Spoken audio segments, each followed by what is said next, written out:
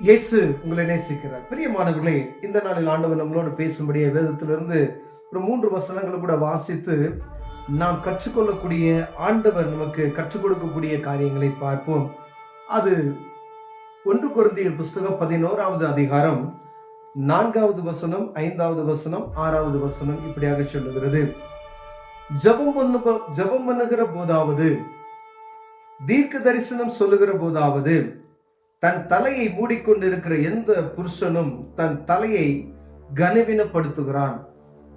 ஜெபம் பண்ணுகிற போதாவது, தீர்க்க தரிசனம் சொல்லுகிற போதாவது, தன் தலையை மூடிக்கொள்ளுகிற எந்த ஸ்திரீயும் தன் தலையை கனவீனப்படுத்துகிறான்.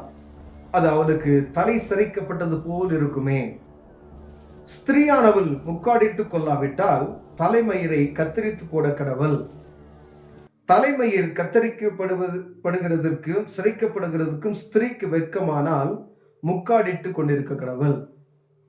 பிரியமானவர்களே, அநேக இடங்கள்ல இந்த காரியத்தை நாம் பார்க்க முடியும். தேவ சமூகத்துல ஜெபிக்கும் பொழுதும், தீர்க்க தரிசனம் சொல்லும் பொழுதும், ஆண்டவருடைய பிள்ளைகள், கிறிஸ்தவர்கள், கத்தோலிக்க திருச்சியில எல்லா பிள்ளைகளும் என்ன ஸ்கார்ப் கட்டியிருப்பாங்க. நல்ல ப்ரேயர் பண்ணும்போது நல்லா ஸ்கார்ப் கட்டி வச்சிருப்பாங்க. சின்ன சின்ன பிள்ளைகளெல்லாம் பார்த்தீங்கன்னா, சின்ன பிள்ளைகளா இருக்கும்போது, சின்ன குட்டி பிள்ளைகளா இருக்கும் போதே ஸ்கார்ப் கட்டி ப்ரேயர் பண்ணுறதெல்லாம் நம்ம பார்க்குறோம். ஆனால் ஒரு குறிப்பிட்ட வயது வந்ததுமே தன்னுடைய அந்த தலையை அவர்கள் கனப்படுத்துகிறது நிமித்தமாகவே நாம் எந்த இடத்துல இருக்கிறோம் என்பதை மறந்து போய்விட்டு கற்றுக்கொள்ளணும். ஒருவேளை நம்ம பேரண்ட்ஸ் தான் பிள்ளைகளுக்கு அதை கற்றுக் கொடுக்க முடியணும். ஒருவேளை பேரண்ட்ஸே அந்த காரியத்தை கடைபிடிக்க முடியாத நிலைமையில இருப்போமே. ஆனால் நம்ம இப்ப புதியவங்க இருக்கோங்க, இப்ப தகப்பன் இருக்காரு அப்படின்னா, ஜெபம் பண்ணும்போது உள்ள தொப்பியோ முக்காட போடக்கூடாது. அப்படின்னா தலையை கனவீனப்படுத்த ஆண்டவரை கனவீனப்படுத்துகிறதுக்கு அப்படின்னு சொல்லப்படுகிறது. ஒரு ஸ்திரீ ஜெபிக்கும் பொழுது முக்காடு போடல அப்படின்னு சொன்னா அதை தலையை கனவீனப்படுத்துகிறாள் அப்படின்னு சொல்லப்படுகிறது. அப்ப நாம் குடும்ப தலைவனாகிய நாம் முதலில் அதை கடைபிடிக்க வேண்டும். குடும்ப தலைவியாகிய நாம் அதை கடைபிடிக்கும்படியாய் ஆண்டவர் விரும்புகிறார். பிரியமா, அநேக நேரங்கள்ல தேவ சமூகத்துக்கு போவோம். நீங்க பாடல் ஆராதனை செய்கிறாங்க பார்த்தீங்களா, அப்ப கூட நீங்க முக்காடு போட வேண்டியது கிடையாது. ஆனா தேவ பிரசனம், தேவனுடைய சமூகத்துல ஜெபிக்கிறீங்க அப்படின்னு சொன்னா, தேவ பிரசனம் நீங்க ஜெபம் எடுக்கிறீங்க அப்படின்னு சொன்னா, உடனே என்ன செய்யணும்? முக்காடு போட்டு தலையை மூடிக்கொள்ள வேண்டும் என்று வேதம் சொல்லுகிறது. பிரியமானவர்களே, இது யாரும் நமக்கு கற்றுக் கொடுக்கவில்லை. கொரிந்தியருக்கு அப்போஸ்தலர் எழுதும் போது அவர் எழுதி வைத்திருக்கிறார்.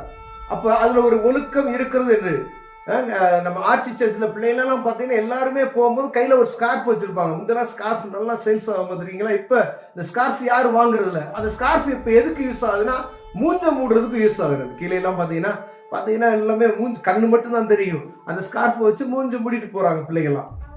ஆனா அது தலையை மூடுவதற்கு சர்ச்சுக்கு போகும்போது, ஜெபிக்கும் பொழுது, தேவ சமூகத்துல கை கூப்பி ஜெபிக்கும் பொழுது அந்த ஸ்கார்ஃப் கட்டிட்டு நம்ம தலையை மூடி முக்காடு போட்டுக்கொண்டு தேவ சமூகத்துல ஜெபிக்க வேண்டும் என்பதற்காக வேதம் நமக்கு கற்றுக் கொடுத்திருக்கிறது. பிரியமானவர்களே, ஆனா நாம் இப்ப என்ன செய்யறோம்? ரொம்ப லேட்டஸ்டா என்ன செஞ்சா முடியெல்லாம் விரிச்சு போட்டு சர்ச்சுக்கு போறதுதான் நம்ம விருப்பப்படுறோம். ஆனா நீங்க எப்படி வேணாலும் போங்க, ஜெபிக்கும் பொழுது தேவ சமூகத்துல முக்காடிட்டு கொள்ள கடவுள் என்று எழுதப்படும். ஒருவேளை சிரைப்பதும் முக்காடி இட்டுக் கொள்வதும் உங்களுக்கு வெட்கமாக தோன்றுச்சுன்னா அப்படின்னு சொல்றாரு. அப்ப அப்படின்னா நீ என்ன செய்ய, முக்காடு போட்டுக்க அப்படின்னு சொல்றாரு. இப்ப இது வெக்கம் நமக்கு ஸ்கார்ஃப் கிராஃப்ட் விடுறாங்க பார்த்தீங்களா, அப்படி வச்சுக்கலாம். அது எனக்கு வெக்கமா இருக்கும் அப்படின்னு சொன்னா நம்ம முக்காடு போட்டுக்கொள்ள வேண்டும் என்று கட்டாயமாக சொல்லப்படுகிறது. பிரியமானவர்களே, தேவ புருஷனானவன் ஒரு ஆண்மகன் என்ன செய்யணும்? ஜெபிக்கும் பொழுது தலையை முக்காடு போடக்கூடாது என்று சொல்லப்பட்டு இருக்கிறது. வேதம் சொல்லிக் கொடுத்து இருக்கிறது. அப்ப ஜெபிக்கும் பொழுது இப்படி ஒரு ஒழுக்கத்தை ஆண்டவர் நமக்கு கற்றுக் கொடுத்திருக்கிறார். இப்ப தேவ சமூகத்துல முனிங்கால் போட்டு நம்ம ஜெபிக்கணும். அப்படி ஜெபிக்கும் பொழுது ஜெபம் எடுக்கும் பொழுது தொப்பியை போட்டுட்டு ஒரு ஸ்டைலுக்கோ அப்படி ஏதோ ஒரு காரியத்துக்காகவோ அப்படி போடக்கூடாது. அப்ப தேவ சமூகம் என்பது பரிசுத்த ஸ்தலம்.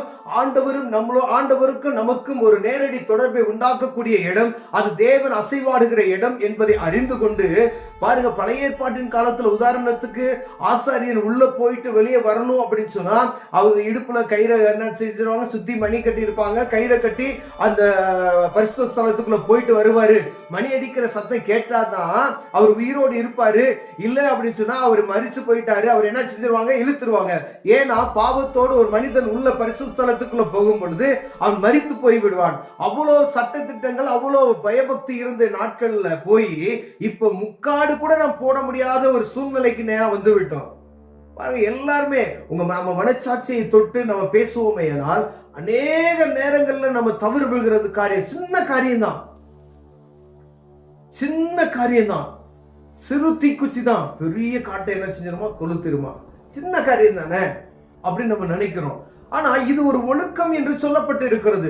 நீங்க தேவ சமூகத்துக்கு போகும் பொழுது சின்ன பிள்ளைகளா இருந்தாலும் சரி, பெரிய பிள்ளையா இருந்தாலும் சரி, வயதானவங்களா இருந்தாலும் சரி, எனக்கு வயசாகி போச்சு அப்படின்னா அப்படிலாம் கிடையாது. நீங்க தேவ சமூகத்துல நீங்க ஜெபிக்கணும்னு உட்கார்ந்துட்டீங்கன்னா முக்காடு போட்டு உட்கார்ந்து ஜெபிக்கும்படியே வேதம் நமக்கு கற்றுக் கொடுத்திருக்கிறது. பிரியமானவர்களே, அதை கடைபிடிக்கணும். அந்த பிள்ளைகளுக்கு நம்ம கற்றுக் கொடுக்கணும்.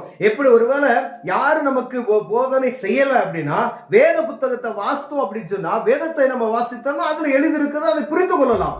ஒருவேளை நம்ம வேதத்தையும் வாசிக்காதபடி இருப்போமேனால் யாராவது இப்படி சொல்லும் பொழுது அதை ஏற்றுக்கொண்டு அதை கடைபிடிப்பதற்கு, நம் பிள்ளைகளுக்கு சொல்லிக் கொடுப்பதற்கும், ஆண்டவர் நமக்கு கட்டளை கொடுத்திருக்கிற அந்த வார்த்தைகளை செவி கொடுப்பதற்கு நம்ம இருதயத்தை செவி சாய்க்க முடியாது ஆண்டவர் அழைக்கிறார். பிரியமானவர்களே, ஆண்மகள் யாரா இருந்தாலும் சரி, குளிரோ மழையோ பனியோ எந்த நேரத்துல ஜெபிக்கணும் அப்படின்னா முக்காடை எடுத்துடணும். இல்ல தொப்பி போட்டிருந்தீங்கன்னா எடுத்துடணும். ஆண்டவர் அதுதான் சொல்லுவோம், தலையை கனவீனப்படுத்துகிறாய், ஆண்டவருக்கு அது மதிப்பு கிடையாது, நீ கேப்பை எடுத்துட்டு தேவ சமூகத்துல ஜெபிக்கணும்னு சொல்லி ஆண்டவர் நமக்கு கற்றுக் கொடுத்திருக்கிறார். பிரியமானவர்களே, ஒருவேளை அப்படிப்பட்டதான காரியத்தை நாம் செய்து கொண்டு இருப்போமே என்றால் ஆண்டவர் உங்களோடும் என்னோடும் பேசுகிறார். ஒருவேளை சின்ன காரியம் தான், ஆனா கற்றுக்கொள்ளுங்க, ஆண்டவர் நம்மளை ஆசீர்வதிப்பார். ஆண்டவரை நம்ம கனப்படுத்துகிறோம் என்பதை புரிந்து கொள்ளணும். பிரியமானவர்களே, கண்களை மூடுவோம், ஜெபம் செய்வோம். அன்பின் தகப்பனே, ஆண்டவரே அப்பா, ஜெபிக்கும் பொழுது சில ஒழுங்குகளை எங்களுக்கு கற்றுக் கொடுத்திருக்கிறீங்க, அதை கடைபிடிப்பதற்கு நல்ல இருதயத்தை தாங்க. இயேசுவின் நாமத்தில் பிதாவே, ஆமென்.